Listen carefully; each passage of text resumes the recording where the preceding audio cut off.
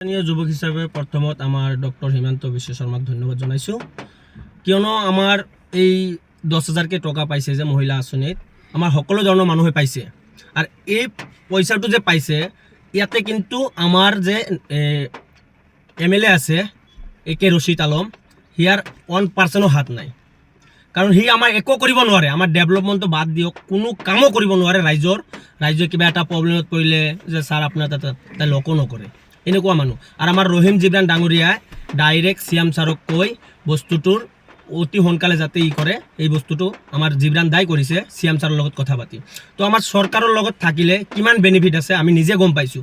ঈদৰ আগত আমাৰ মানুহ পইচা পাইছে, বহুত গৰীব দুখীয়া মানুহ আছিল, বজাৰ কৰিব পইচা হাতত নাছিল, সেইখিনি টাইমত পাইছে, সেইখিনি টাইমত বজাৰো কৰিছে। তো আমাৰ জিবৰান দাই যে এইবাৰ ইলেকশ্যন খেলি আছে, আমি সকলোৱে তাক জিকাম বুলি আশা কৰিছোঁ। আৰু 100% জিকিম আমি। জিবৰান দাই যেনেকুৱা কাম কৰি আছে, ডোৰ টু ডোৰ যাই আছে, মানুহৰ সুখ দুখ চাই আছে, জিবৰান দাই চাই আছে। আমাৰ এইখন MLA কেতিয়াও চোৱা নাই।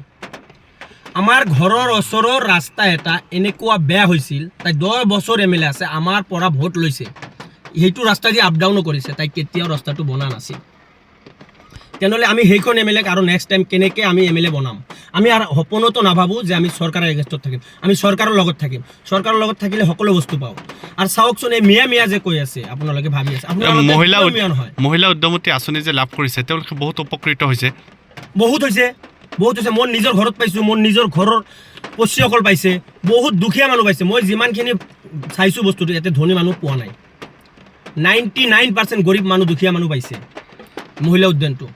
10,000কে টকা গৰীব মানুহ পাইছে। আৰু আমাৰ এই চৰকাৰো ভালকৈ চাই চিন্তি পইচাবিলাক দিছে, যি পোৱাৰ যোগ্য তাকে দিছে, বাহিৰা মানুহ পোৱা নাই পইচাটো।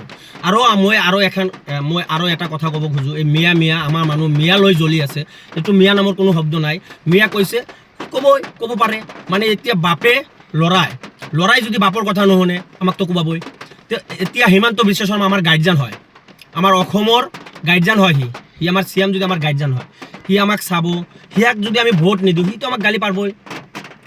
বাপে যদি ল'ৰাক গালি দিব পাৰে কথা নুশুনিলে, তে আমাৰ গাৰ্জিয়ানে কিয় আমাক গালি নিদিব? সিটো আমাৰ গাৰ্জিয়ানৰ নিচিনা না, আমাৰ চৰকাৰ যিহেতু। আমাৰ হিমন্ত বিশ্ব শৰ্মা ডাঙৰীয়া যি কৰি আছে, ভালে কৰি আছে। আৰু যদি আমি ইয়াক হয়তো এবাৰ চৰকাৰ পক্ষ নাথাকোঁ, আমাৰ আৰু বহুত দুৰ্দশা আছে, দুখ হ'ব।